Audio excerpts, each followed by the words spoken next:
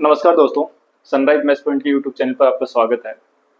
दोस्तों, हम पिछली क्लास में पढ़ रहे थे लिमिट और लगभग अपनी 11th क्लास की जो एक्सरसाइज 13.1 है वो अपन कंप्लीट की तरफ अग्रसर थे।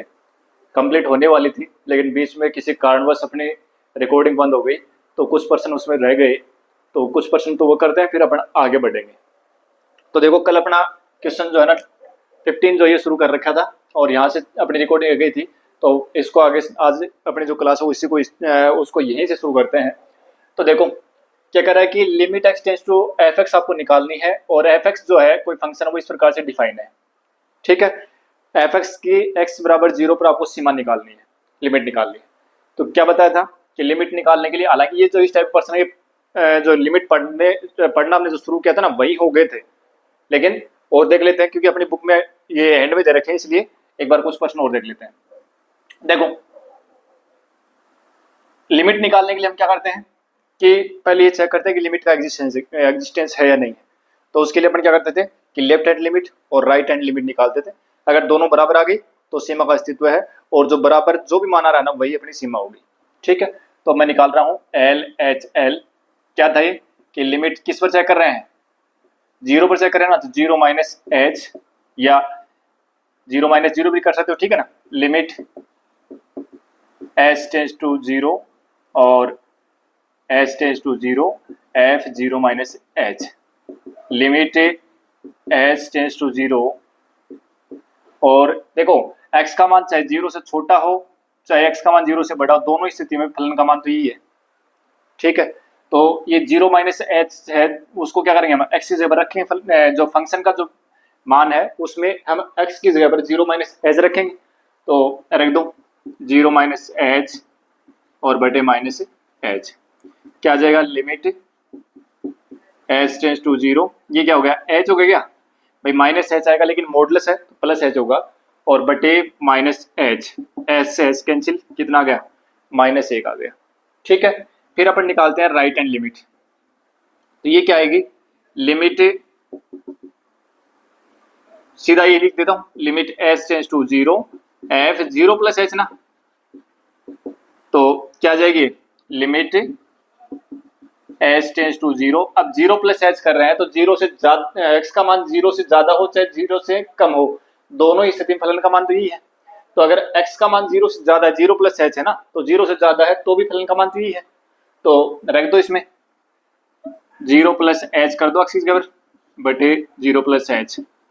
क्या जाएगा, limit H tends to 0 H बटे एच, कितना आ गया 1 आ गया। देखो देखो दोनों बराबर है क्या, यानी L H L does not equal to R H L, बराबर नहीं है ना। अतः limit X tends to 0 F X विद्यमान नहीं है, विद्यमान नहीं है, यानी इसका एग्जिस्टेंस नहीं है। ठीक है, अब देखो लिमिट के ऊपर कुछ पर्सन हो रहा है, इसमें जो ठीक ठाक पर्सन है वो देखते हैं। ठीक है, 11th क्लास की जो उसमें एग्जाम में क्वेश्चन पूछे जा सकते हैं इस टाइप के, और बाकी कम्पिटिटिव एग्जाम में भी इस टाइप के प्रश्न आ सकते हैं। ठीक है, तो देखो पर्सन करते हैं अपने, और अपना पर्सन देखो सीधा हम चलते हैं क्वेश्चन नंबर 28। क्वेश्चन नंबर 28 देखो क्या दे रखा है, एक फंक्शन है एफ एक्स, वो इस प्रकार से डिफाइन है a plus B X X is less than 1। ठीक है, 4x इज इक्वल टू 1 और b minus A X when x is greater than 1। और कह रहा है कि यदि limit x tends to 1 F X is equal to 1, तो a और b के मान अगर संभव हो तो ज्ञात करो कि क्या क्या मान आ सकते हैं। ठीक है, अब देखो, अब एक चीज तय कर लो, यहां दिमाग में फिट कर लो कि जब किसी भी पॉइंट के अगर फंक्शन दोनों तरफ डिफाइन है, जैसे यहाँ एक है, एक से छोटे मानों के लिए फलन का मान ये, एक से बड़े मानों के लिए फलन का मान ये। ठीक है, और हम एक के ऊपर लिमिट निकालना चाह रहे हैं, तो देखो एक से छोटे मानों के लिए जो फलन का मान है ना, उसमें सीधा आप एक पर चेक करें ना, तो x बराबर एक अगर इसमें रख दोगे तो सीधी आपके पास लेफ्ट हैंड लिमिट आ जाएगी, ठीक है। और एक से बड़े मानों के लिए फलन का मान ये है, तो आप इसके अंदर x बराबर एक रख दो, सीधा ही क्या हो जाएगा आपके पास राइट हैंड लिमिट की वैल्यू आ जाएगी। यानी 0 plus H, 1 plus H 1 minus H करके देखने की बजाय उसमें टाइम ज्यादा लगेगा, ठीक है। तो अब अपने को एक थोड़ा शॉर्टकट तरीका निकाल लेते हैं कि जब आपको किसी बिंदु पर, जैसे यहाँ एक पर की बात कर रहा है, तो एक के दोनों तरफ ये फंक्शन डिफाइन है, एक से छोटे मानों के लिए फलन ये है, एक से बड़े मानों के लिए फलन ये है, ठीक है।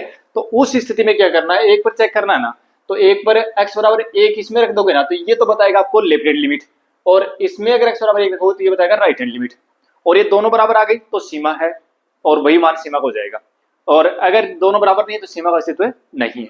अब देखो यहाँ पर क्या कह रहा है कि लिमिट f1 है, limit x tends to 1 fx is equal to f1, मतलब यह है कि इस फलन के x बराबर एक पर सीमा का मान जो है ना वो फलन के मान के बराबर है, इसका मतलब सीमा तो विद्यमान है। अब सीमा विद्यमान है, इसका मतलब क्या हुआ कि इसकी एल एच एल और आर एच एल यानी लेफ्ट हैंड लिमिट और राइट हैंड लिमिट दोनों बराबर होंगी, दोनों किसके बराबर होंगी, f1 के बराबर होंगी, क्योंकि ये जो limit x tends to 1 fx है वो किसके बराबर आएगा, इन दोनों लिमिट के बराबर ही तो आएगा, क्योंकि ये दोनों बराबर होंगे तभी तो ये विद्यमान होगा, और अगर ये विद्यमान है, ये दोनों बराबर है तो विद्यमान है, तो फिर इनके बराबर ही होगा, ठीक है। ये बात अपन करते हैं। अच्छा, अब लेफ्ट हैंड लिमिट निकालनी है, तो लेफ्ट हैंड लिमिट मतलब एक पर चेक कर रहे हैं, तो एक से छोटे मानों के लिए फलन का मान देख रहे हैं, तो एक से छोटे मानों के लिए फलन का मान ये है, x बराबर एक पर हम चेक कर रहे हैं लेफ्ट हैंड लिमिट, तो सीधा इसमें x बराबर एक रख दो, तो क्या आ जाएगा a प्लस b, ठीक है। और राइट हैंड लिमिट निकालेंगे तो एक से बड़े मानों के लिए, देखो राइट हैंड लिमिट ऐसे तो निकालते हैं भाई, लेफ्ट में एक से छोटे मान आएंगे, ठीक है ना, और राइट में एक से बड़े मान आएंगे, तो एक से बड़े मानों के लिए फलन का मान ये है ना, तो इसमें आप x बराबर एक रख दो, आपके पास राइट हैंड लिमिट आ जाएगी, यानी b माइनस ए, और बराबर f1 का मान कितना है 4, ठीक है। अब दो समीकरण मान लो, यानी a प्लस बी बराबर 4 है, एक तो ये 4 के बराबर कर दो और ये 4 के बराबर कर दो, माइनस a प्लस बी भी 4 के बराबर है, ठीक है। ये समीकरण 1 हो गया, ये समीकरण 2 हो गया, दोनों को जोड़ दो, a से a कैंसिल हो जाएगा, 2b बराबर कितना हो गया 8, और b का मान आ गया 4 आ गया। अब a का मान समीकरण 1 से, तो समीकरण 1 में आप b का मान रख दो, तो a प्लस 4 बराबर 4, तो यहां से a का मान कितना आ जाएगा 0 आ जाएगा, तो a बराबर 0 और b बराबर 4। ये पूछा था कि a और b का मान बताओ, तो a का मान आ जाएगा 0 और b का मान आ जाएगा 4। तो इस टाइप का प्रश्न जो है वो पूछा जा सकता है। और देखते हैं प्रश्न, तो यहाँ पर देखो बस अब ये चीज दिमाग में सेट ही कर लो कि हमें क्या करना है, हम खूब निकाल चुके हैं दाईं सीमा और बाईं सीमा, बहुत प्रश्नों में किया अपन ने। अब क्या करना है कि जब किसी भी पॉइंट के दोनों तरफ अगर फंक्शन डिफाइन हो, ठीक है, और उस फंक्शन उस पॉइंट के ऊपर अगर आपसे ये कह रहा है कि इसकी लेफ्ट हैंड लिमिट और राइट हैंड लिमिट निकालनी हो, तो क्या करेंगे, उस पॉइंट के ऊपर जो उससे छोटे मानों के लिए फलन है उसमें अगर उस पॉइंट को रख देंगे तो आपको लेफ्ट हैंड लिमिट मिलेगी, और उस पॉइंट से x का मान अगर उस पॉइंट से बड़ा है उसमें अगर फलन के अंदर x का मान वो पॉइंट रख देंगे तो आपको राइट हैंड लिमिट मिल जाएगी। जैसे यहाँ हमने किया, x बराबर एक रखा इसमें, तो ये लेफ्ट हैंड लिमिट मिल गई, और इसमें x बराबर एक रखा तो ये राइट हैंड लिमिट मिल गई। और देखते हैं, देखो एक प्रश्न और करते हैं इस टाइप का।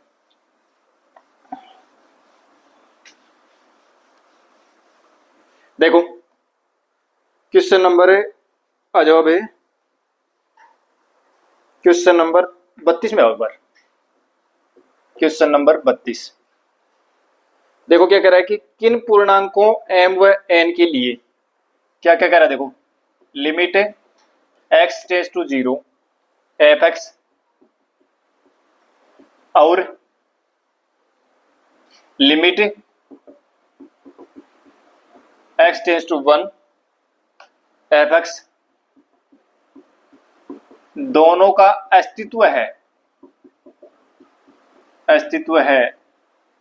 तो कह रहा है कि m और n का मान बताओ क्या आएगा। साथ में कह रहा है कि फलन जो है ना वो इस प्रकार से डिफाइन है, जहां fx जो है ना वो इस प्रकार से डिफाइन है, देखो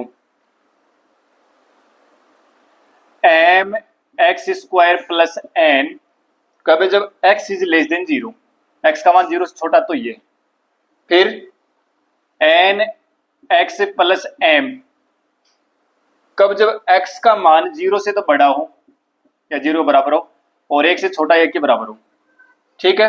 और N X cube plus M, कब? जब x इज ग्रेटर देन 1, जब x का मान 1 से बड़ा हो तो ये आएगा। ठीक है, अब देखो हमें क्या कह रहा है कि देखो x बराबर 0 पर भी सीमा का अस्तित्व है और x बराबर 1 पर भी सीमा का अस्तित्व है। इसका मतलब x बराबर 0 पर लेफ्ट हैंड लिमिट और राइट हैंड लिमिट बराबर आएगी और x बराबर 1 पर भी लेफ्ट हैंड लिमिट और राइट हैंड लिमिट बराबर आएगी। ठीक है, तो देखो सबसे पहले मैं यहां से कर रहा हूं, क्योंकि limit x tends to 0 f(x) विद्यमान है ना, विद्यमान है, इसलिए limit x tends to 0 minus, देखो हमें लेफ्ट हैंड लिमिट को 0 अगर 0 पर चेक करें तो उसके ऊपर माइनस लगा के भी हम लिख रहे थे। ठीक है, तो f(x) बराबर limit x tends to 0 plus, मतलब right hand limit f(x), minus लगा रहे हैं तो लेफ्ट हैंड लिमिट और प्लस लगा रहे हैं तो राइट हैंड लिमिट। अब लेफ्ट हैंड लिमिट निकालने हैं तो देखो 0 से छोटे मानों के लिए फलन का मान ये है ना, तो लेफ्ट हैंड लिमिट तो 0 से छोटे मानों के लिए निकलेगी। तो जहां पर ये जो आपको दे रखा है लेफ्ट हैंड लिमिट निकालनी है, तो जो x का मान 0 से छोटा है उस फलन में आप x बराबर 0 पर चेक करें ना, तो x बराबर 0 इसमें रख दो, x बराबर 0 रखते ये तो हो जाएगा 0 और ये क्या जाएगा n, तो लेफ्ट हैंड लिमिट तो आ गई n। राइट हैंड लिमिट देखो x बराबर 0 पर चेक कर रहे हैं तो 0 से बड़े मानों के लिए फलन का मान देखो, तो 0 से बड़े मानों के लिए फलन का मान ये है और इसमें आप x बराबर 0 रखो तो क्या जाएगा, x बराबर 0 रखते ये 0 हो जाएगा बराबर m। तो एक तो ये आ गया अपने पास रिलेशन कि n बराबर m अगर होगा, n बराबर m अगर होगा तो limit x tends to 0 f(x) विद्यमान होगा, अन्यथा नहीं। ठीक है, अच्छा दूसरा limit x tends to 1 f(x) भी विद्यमान है ना, ये भी विद्यमान है। इसका मतलब कि left hand limit x tends to 1 minus f(x), ये होगी लेफ्ट हैंड लिमिट बराबर limit x tends to 1 plus, ये होगी अपनी राइट हैंड लिमिट। ठीक है, अब देखो एक के ऊपर चेक कर रहे हैं तो एक से छोटे मानों के लिए फलन का मान ये है, इसमें आप x बराबर 1 रख दो तो क्या जाएगा n प्लस m बराबर राइट हैंड लिमिट निकाल रहे हैं, तो राइट हैंड लिमिट के लिए यानी एक से बड़े मानों के लिए फलन का मान ये है और इसमें आप x बराबर 1 रखो तो क्या जाएगा, ये भी n प्लस m ही आएगा, यानी n प्लस m बराबर n प्लस m। दोनों ही स्थिति में मतलब क्या हुआ कि देखो दाई सीमा और बाई सीमा जो है ना वो x बराबर 1 पर दाई सीमा, या यूं कह दो कि x बराबर 1 पर फलन की सीमा विद्यमान होगी यदि उसकी लेफ्ट हैंड लिमिट भी m प्लस n हो और राइट हैंड लिमिट भी m प्लस n हो। ठीक है, और इसमें क्या जाएगा कि x बराबर 0 पर सीमा का अस्तित्व होगा कब, जब n और m दोनों बराबर हो। ठीक है, तो एक ये चेक करना था अपने को।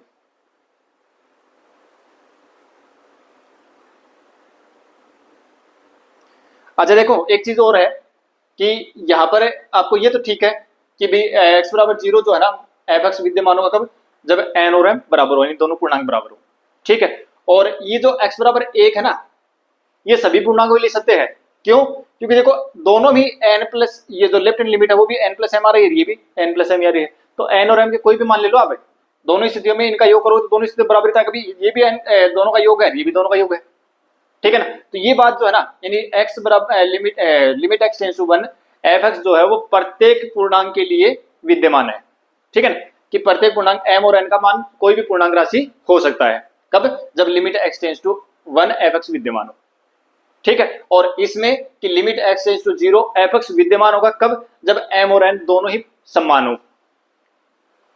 ठीक है, और इसके लिए समान भी हो सकते हैं और भिन्न भी हो सकते हैं, दोनों में सही है। ठीक है, तो 1% ये था अपना। अब देखो यहां अपना जो लिमिट का पार्ट है ना 11th क्लास है वो तो था कंप्लीट, लेकिन एक चीज अगर हम नोट करें देखें तो ये अगर हम 11th क्लास की एग्जाम की बात करें तो वो तो इससे क्लियर हो जाएगी, कोई दिक्कत नहीं, उसमें तो इस टाइप के पर्सन आएंगे। लेकिन कॉम्पिटिटिव एग्जाम में इस टाइप के पर्सन बहुत ही कम चांस कि इतने इजी पर्सन पूछे जाएंगे, उसमें इतने इजी पर्सन नहीं पूछे जाएंगे। ठीक है, तो अब जो लिमिट का जो असली पार्ट शुरू होगा ना वो अब शुरू होगा। अभी तक तो हमने केवल उसकी भूमिका तैयार की है। ठीक है, अभी 3-4 क्लास कम से कम होंगी जिसमें हम देखेंगे कि विभिन्न प्रकार के एग्जाम्स में और विभिन्न टाइप के पर्सन आए हैं और वो पर्सन किस टाइप से आए हैं। हालांकि इसमें एक प्रसार विधि हमने पढ़ी है, उस प्रसार विधि को अगर हम देखें तो ज्यादातर पर्सन उससे हो जाएंगे, प्रसार विधि से ज्यादातर पर्सन हो जाएंगे। लेकिन प्रसार विधि में थोड़ी सी कैलकुलेशन लंबी पड़ जाती है। हालांकि प्रैक्टिस करें तो उससे जल्दी भी होंगे। मैं बताऊंगा उसमें 1-2% 2-4% करके बताऊंगा कि अगर समझ में आए तो आप वो भी काम में ले सकते हो। ठीक है, नहीं हम कोशिश करेंगे डीएल ऑस्ट्रेलियम जो है उससे हम कोशिश करेंगे। कुछ पर्सन डीएल ऑस्ट्रेलियम से ज्यादा बड़े होंगे तो फिर अपने को प्रसार विधि, यानी कहने का मतलब ये कि ये दो विधियां तो अपने को एनी टाइम ध्यान में रखनी ही है। हालांकि गुणनखंड विधि और आपकी जो परमेगण विधि जो है ना, वो तो साथ में ऐसे ही चलती रहेगी, वो तो साथ में पता भी नहीं चलेगा कब काम में आ गई, क्योंकि उनके बारे में तो अच्छे से जानते हैं। यहाँ प्रसार विधि और जो डीएल हॉस्पिटलियम ना, वो चीज अलग है। ठीक है, अब डीएल हॉस्पिटलियम पढ़ेंगे तो डीएल हॉस्पिटलियम में हमें जरूरत पड़ेगी अवकलन की।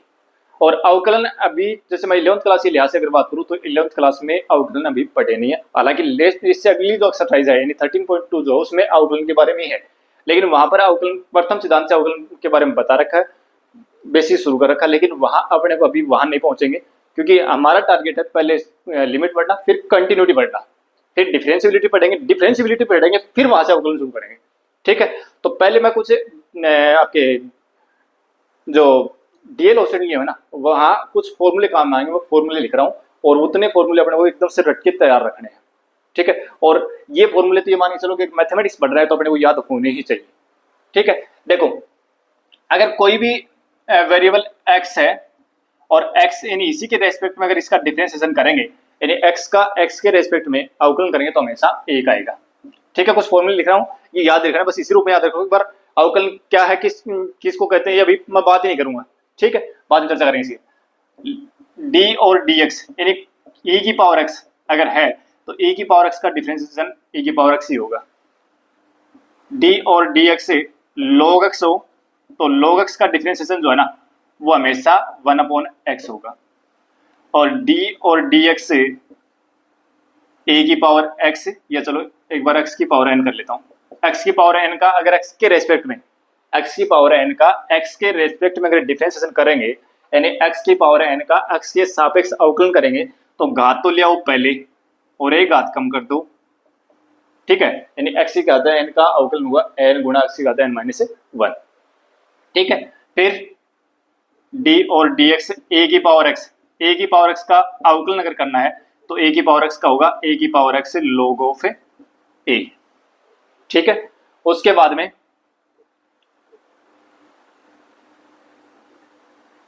d और dx sin x का अवकलन होगा cos x। d और dx cos x का होगा माइनस sin x। d और dx tan x का अवकलन होगा sec स्क्वायर x। d और dx cot x का अवकलन होगा minus cosec square x। d और dx sec x का x के रेस्पेक्ट में डिफरेंशिएशन होगा sec x से tan x। और d और dx से cosec x से का अगर आप डिफरेंशिएशन करेंगे तो वो होगा माइनस cosec x से cot x। 6 ही हो गए, 6 अपने ट्रिग्नोमेट्री के हो गए। और 6 मैं और लिखता हूँ d और dx से इनवर्स वाले और लिख देता हूँ, sine inverse x 1/√1 minus x square. d और dx cos inverse x 1/√1 minus x square, लेकिन माइनस आ जाएगा। d और dx tan inverse x 1/1 plus x square. d और dx cot inverse x 1/1 plus x square तो आएगा, लेकिन minus आएगा साथ में। d और dx sec inverse x 1/x root of X square minus 1। d और dx से cosec inverse x minus 1/x root of X square minus 1। ठीक है, ये कुल मिला करके और 15-16 फॉर्मूले हैं जो अपने को याद रखने हैं। ठीक है, ये फॉर्मूले याद हो जाएंगे तो फिर अपना काम हो जाएगा। एक यहीं पर एक फॉर्मूला और याद रख लो। देखो x की पावर n, चलो मैं बता देता हूँ यहाँ। जैसे मान लो कि अगर अपने पास x की रूट x हो, रूट x का अवकलन अगर हम करते हैं तो रूट x का अगर अवकलन करना है, ये निकालना अपने को, तो क्या करेंगे d और dx रूट x को हम ये लिख सकते हैं कि x की घात 1/2। अब ये कौन सा फॉर्मूला बन गया, एक्स की घात एन फॉर्मूला बन गया, एक्स की घात एन। तो अवकलन करते हैं तो उसमें क्या करते हैं, घात को पहले ले जाते हैं, हर एक घात में एक कम कर देते हैं। तो देखो घात को पहले ले आओ 1/2 और घात में से एक घटा दो, तो 1/2 और एक्स की घात माइनस 1/2 जाएगी ना। अब घात प्लस करनी है तो उसको नीचे लेके आना पड़ेगा, एक्स की घात 1/2 यानी 1/2 और रूट ऑफ एक्स। ठीक है, तो एक चीज ये याद रख लेना कि डी और डी एक्स से अगर रूट एक्स का अवकलन करना है तो उसको हम क्या लिखेंगे, 1/2 रूट एक्स। इसको फॉर्मूले के रूप में याद रख लेना। रूट एक्स का अगर हम डिफरेंशिएशन करेंगे एक्स के रेस्पेक्ट में तो 1/2 रूट एक्स से आएगा। ठीक है ना, इसको याद रख लेना पड़ेगा इसी फॉर्म में। ठीक है, अब देखो कुछ क्वेश्चन करते हैं जो डीएल ऑस्टेट नियम से। अच्छा, डीएल ऑस्टेट नियम जो है ना, अब मैं कर रहा हूं डीएल ऑस्टेट नियम को शुरू। डीएल ऑस्टेट नियम जो है,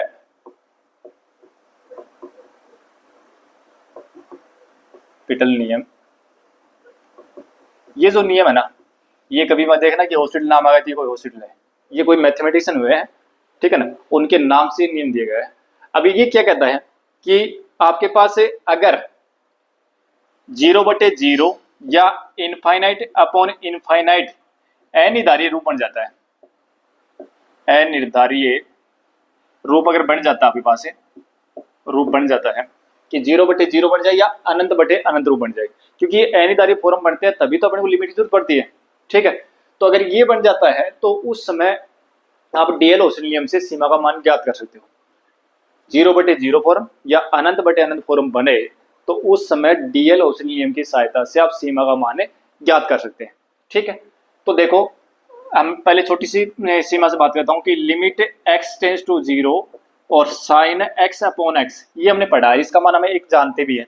ठीक है, तो देखो क्या है, ये 0/0 फॉर्म बन रही क्या, 0/0 रूप बन गया। अब ध्यान से पढ़ना है इसको, ठीक है ना, यहां से हमारे लिमिट का आधा बार कम हो जाएगा, आधा क्या ज्यादा बार कम हो जाएगा। ठीक है, फिर कुछ स्पेशल टाइप के और हैं जो अपन और पढ़ेंगे, जैसे ये तो 0/0 फॉर्म या अनंत बटे अनंत फॉर्म, फिर इस रूप में चेंज होने वाली, और कुछ ऐसी आएंगे जो इस रूप में चेंज नहीं होंगी, जैसे एक ही घात अनंत, तो उसके लिए एक अलग से पर्टिकुलर होगा तरीका, और उससे उसमें से पर्सन जो है कॉम्पिटिटिव एग्जाम में सबसे ज्यादा पर्सन उसी से पूछ जाते हैं। ठीक है, लेकिन सीखना अपने को सारे हैं। हाँ, तो 0/0 फॉर्म बन रही है, तो क्या करें, अब जो ये ऐसी फॉर्म अगर बन जाए तो डीएल ऑस्टेट नियम क्या कहता है कि आप ऊपर वाला जो फलन है ना उसका तो ऊपर अवकलन कर दो और नीचे वाला कर दो नीचे अवकलन, यानी ऊपर का ऊपर और नीचे दो फंक्शन है, दोनों का ऊपर वाले का ऊपर डिफरेंशिएशन कर दो और नीचे वाले का नीचे कर दो। ठीक है, तो देखो लिमिट x टेंस टू 0 और sin x का डिफरेंशिएशन क्या है, देखो sin x का डिफरेंशिएशन cos x है, और 1 का x का डिफरेंशिएशन कौन है, 1 है। ठीक है, अब लिमिट अप्लाई करें तो अगर x की जगह 0 करोगे तो cos 0 बनेगा, और बटे 1, cos 0 का मान होता है 1, 1/1 बराबर 1। ठीक है, तो ये लिमिट हमने याद कर रखी है कि इसका मान 1 आएगा। ठीक है, इसी प्रकार से हमने ये भी याद कर रखा है कि limit x tends to 0 tan x upon x, ये भी हमने याद कर रखा है, और इसका मान भी कितना था, 1 था, वो भी इसी तरीके से निकाल सकते हैं। ठीक है, फिर अगर जैसे मान लो कि ये आ जाए limit x tends to 0 e की power x minus 1 upon x, ये आ जाए। ठीक है, तो ये भी हमने निकाला था, क्या अगर x की जगह 0 कर दोगे ना तो ये क्या हो जाएगा, e की घात 0, तो 1 बढ़ेगा, मतलब किसी संख्या का 0 उसका मान 1 होता है, तो 1 - 1 बटे ऊपर 1 हो जाए, 1 - 1 0 और नीचे भी 0, 0/0 रूप है ना, तो फिर डीएल ऑस्टेट नियम लगाओ, यानी बाई डीएल लगा करके क्या करेगा वो, डीएल क्या कह रहा है, लिमिट x टेंस टू 0, ऊपर का ऊपर अवकलन कर दो, तो e की पावर x का तो अवकलन e की पावर x होता है, और कांस्टेंट का जो अवकलन ना वो लिखा नहीं है मैंने, कोई भी अगर कांस्टेंट राशि हो, कांस्टेंट का अवकलन हमेशा 0 आएगा x के रेस्पेक्ट में। ठीक है, तो इसका अवकलन कितना जाएगा 0, और बटे x का x के रेस्पेक्ट में हुआ 1। अब लिमिट अप्लाई कर दो, तो e की घात 0 बटे 1, e की घात 0 मतलब 1, 1/1 मान कितना आ गया, 1 आ गया। ठीक है, तो ये कुछ पर्सन थे अपने डीएल ऑस्टेट नियम से। ठीक है, और देखो अब करते हैं अपन डीएल ऑस्टेट नियम से कुछ ज्यादा पर्सन।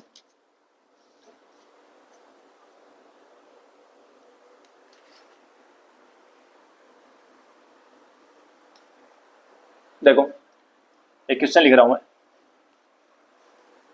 ये जैसे मान लो ये दे दिया अपने को,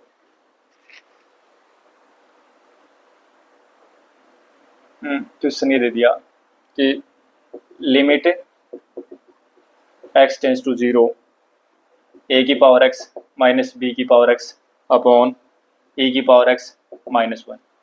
देखो अगर हम ध्यान से देखें तो पूरी सी फॉर्म बन रही है, पहले अपने को फॉर्म चेक करनी पड़ेगी, सीधा डीएल हॉस्पिटल नहीं लगाना है, डीएल हॉस्पिटल केवल 0/0 फॉर्म और अनंत/अनंत फॉर्म हो तो लगाना है, अगर नहीं है तो इस रूप में चेंज करके लेके आएंगे। ठीक है, तो देखो a की घात 0, किसी भी संख्या की घात 0 उसका मान 1 होता है, तो ये 1 हो गया, ये 1 हो गया, 1 माइनस 1 यानी 0, ऊपर तो 0 बन गया, नीचे e की घात 0 1, 1 माइनस 1 ये भी क्या बन गया 0, तो 0/0 रूप बन गया ना, 0/0 रूप है तो हमें डीएल हॉस्पिटल नियम लगा सकते हैं। तो बाई डीएल यानी 0/0 रूप है तो यहाँ डीएल हॉस्पिटल नियम लगा दो। तो डीएल हॉस्पिटल नियम क्या कहता है कि आपको ऊपर का ऊपर अवकलन करना है, नीचे का नीचे करना है। ठीक है, ए की पावर एक्स का अवकलन जो है वो फॉर्मूला सीधा ए की पावर एक्स का ये रहा, ए की पावर एक्स से log of A minus B की पावर एक्स, तो ए की पावर एक्स की तरह इसका हो जाएगा भाई, इस बार ए की जगह बी आ गया, बस इतनी तो है, तो बी की पावर एक्स और log ऑफ बी बटे ई की पावर एक्स का ई की पावर एक्स होता ही है और 1 का हो जाएगा 0। ठीक है, 0 पर लिखने की जरूरत है नहीं। अब अगर हम लिमिट अप्लाई करें तो देखो क्या होगा, ए की घात 0, किसी भी संख्या की घात 0 उसका मान 1 होता है और साथ में log ए है ही। ठीक है, तो 1 गुणा log ए माइनस यहाँ अगर अप्लाई करेंगे तो देखो b की घात 0 1 और log ऑफ b बटे e की घात 0, ये क्या बन गया log a minus log of b, और e की घात 0 का मान कितना होता है, एक ही होता है, तो log a minus log b बन गया, और log इसको लिख सकते हैं अपन क्या log a बटे b, ये log का नियम है कि log m minus log n हो तो हम उसको log m बटे n लिख सकते हैं। ठीक है, तो ये अपना आंसर हो गया। एक और देखो प्रश्न, कोई डीएल हॉस्पिटल नियम से एक प्रश्न और देख लेते हैं, फिर आगे बढ़ेंगे। देखो एक क्वेश्चन आ गया अपने पास, जैसे ये आ गया कि limit x tends to 0 log of sine 2x बटे log ऑफ साइन x, ये लिख दिया। अब देखो लिमिट अप्लाई करो, x की जगह 0 रखो तो साइन 0 बनेगा और साइन 0 का मान होता है 0, तो ये क्या गया log 0, और log 0 का जो मान होता है ना, log 0 का मान होता है वो माइनस अनंत होता है, log 0 का मान क्या होता है माइनस अनंत। ठीक है, तो ये कितना बन गया ऊपर, यानी ऊपर बन गया माइनस अनंत। ठीक है, नीचे साइन 0 फिर से 0 बन गया, log 0 का मान फिर से क्या हो गया माइनस अनंत, मतलब कहने का मतलब ये हुआ कि अनंत बटे अनंत फॉर्म आ गई। ठीक है, अनंत बटे अनंत फॉर्म आ गई भाई, माइनस अनंत बटे माइनस अनंत हो, चाहे अनंत बटे अनंत फॉर्म हो, चाहे माइनस अनंत प्लस अनंत बटे माइनस अनंत बटे प्लस अनंत हो, कहने का मतलब फॉर्म तो कौन सी है, अनंत बटे अनंत फॉर्म ही है। ठीक है, तो अनंत बटे अनंत फॉर्म आ गई, ये फॉर्म आ गई तो डीएल अपन लगा सकते हैं। डीएल हॉस्पिटल नियम क्या कहता है कि limit x tends to 0 log x का अवकलन क्या होता है 1/x, क्या 1/x, तो 1/x की जगह कौन आ गया साइन 2x। फिर देखो अगर यहाँ x था तब तो 1/x हो गया, लेकिन इस x का भी अवकलन होता है तो x का 1 होता है, वो हमें 1 लिखते नहीं है, तो यहाँ पर देखो क्या होगा log का तो हो गया, अब ये कौन आ गया साइन आ गया, अब साइन का भी करना पड़ेगा, तो साइन x का हो जाएगा cos 2x, यानी साइन x का होता है cos x, कर दिया। फिर साइन का भी होगा, फिर आगे देखो 2x भी है तो 2x का करेंगे तो क्या जाएगा 2 आ जाएगा। ठीक है, और बटे 1/sin x और sin x का हो जाएगा cos x। ठीक है, कोई दिक्कत नहीं आता।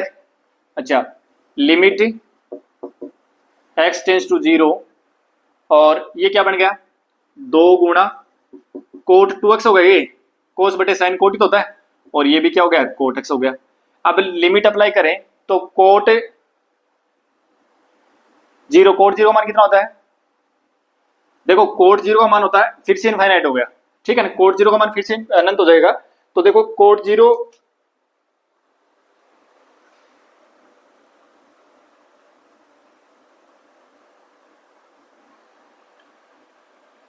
देखो कोस बटे साइन कोट बनेगा ना, तो कोट 0 का मान यानी कोट x का मान, अगर देखो कोट 0 का जो मान होता है, कोट 0 का मान यानी ये होता है फिर से अनंत। ठीक है, तो अनंत बटे अनंत फॉर्म आएगी, तो देखो अब क्या करना है कि एक काम करते हैं अपन,